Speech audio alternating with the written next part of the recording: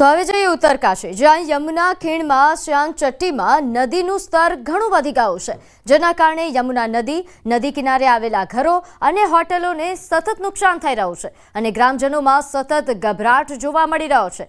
ગ્રામજનો વહીવટીતંત્રને તળાવનો ટૂંક સમયમાં નિકાલ કરવાની માંગ કરી રહ્યા છે અને જો આમ નહીં કરવામાં આવે તો આંદોલન કરવાની પણ ચેતવણી આપી રહ્યા છે.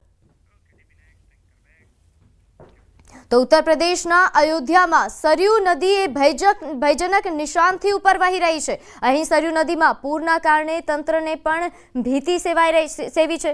ગુરુવારે સરયુ નદીએ ખતરાના નિશાનને પાર કરી દીધું. અધિકારીઓએ નદી કિનારા પર રહેતા લોકોને સ્થળ પરથી હટી જવા માટે નિર્દેશ કર્યો છે. હવામાન વિભાગના જણાવ્યા અનુસાર આગામી દિવસોમાં ઉત્તર, પશ્ચિમ, મધ્ય અને પૂર્વ ભારતના મોટા ભાગમાં ચોમાસું સક્રિય રહેશે. આ અઠવાડિયાની શરૂઆતમાં હવામાન વિભાગે જુલાઈમાં દેશમાં સામાન્ય કરતાં વધુ વરસાદની આગાહી કરી હતી અને ધ્યાનમાં રાખીને અધિકારીઓ તેમજ મધ્ય ભારતના લોકોને પૂર અંગે સતર્ક રહેવા માટે પણ કહેવામાં આવ્યું.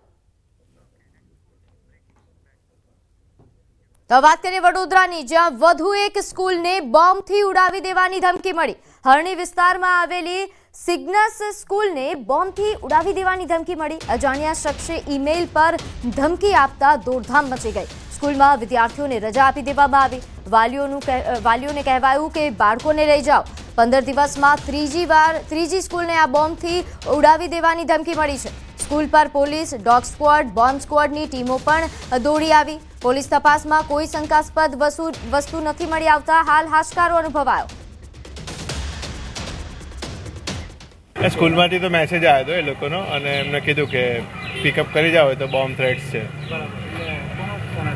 કોઈનો ફોન નથી આવ્યો. એ લોકોનો આખી ગ્રુપ સિસ્ટમ જ છે. એ ગ્રુપ સિસ્ટમમાં અપડેટ થાય છે સિગ્નસની. તમે છે કે તમે ઇમરજન્સીની અંદર તમે તમારા બાબાને લઈ જઈ શકો. મેં ફોન પર પૂછ્યું તો કે તમે એકવાર આવી જાઓ અહીંયા.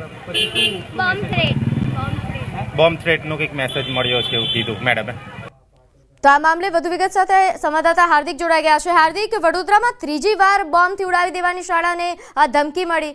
અલગ અલગ શાળાઓને આ પ્રકારની ધમકી મળી રહી છે. વધુ વિગત સાથે જણાવશો.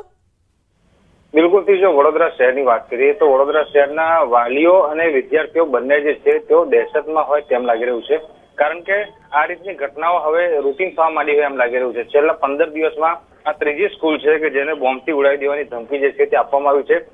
સિગ્નસ સ્કૂલની વાત કરીએ તો વહેલી સવારે જ્યારે વિદ્યાર્થીઓ શાળાએ પહોંચ્યા હતા અને શાળાના જે આચાર્ય છે તેમને એક ઈમેલ જે છે તે મળ્યો હતો અને તેમાં શાળાને બોમ્બથી ઉડાવી દેવાની ધમકી જે છે તે લખવામાં આવી હતી. તાત્કાલિક પોલીસને જાણ કરાઈ અને તકેદારીના ભાગરૂપે વિદ્યાર્થીઓને સ્કૂલ પરથી છોડી દેવા વાલીઓ વિદ્યાર્થીઓને લેવા માટે આવ્યા હતા. પોલીસે લગભગ 2 થી 2.5 કલાક સુધી સર્ચ ઓપરેશન કર્યું. ડોગ સ્ક્વોડ, બોમ્બ સ્ક્વોડની ટીમ પણ આ ઓપરેશનમાં જોડાઈ હતી. ત્યારે 2 કલાકના ઓપરેશન બાદ કંઈ પણ શંકાસ્પદ મળ્યું નથી. એના કારણે જે પોલીસ તંત્ર છે અને જે વાલીઓ, શિક્ષકો અને વિદ્યાર્થીઓ છે તેમને હાશકારો અનુભવ્યો છે. વિદ્યાર્થીઓને રજા આપી દેવાય છે અને આ કયા વ્યક્તિ દ્વારા અને કયા મેલ આઈડીથી અને કઈ રીતે આ ધમકીભર્યો મેલ કરવામાં આવ્યો તે દિશામાં હવે સાયબર ક્રાઇમ જે છે તે વધુ તપાસ હાથ ધરી રહી છે. હાર્દિક, આપ જોડાયેલા રહેજો.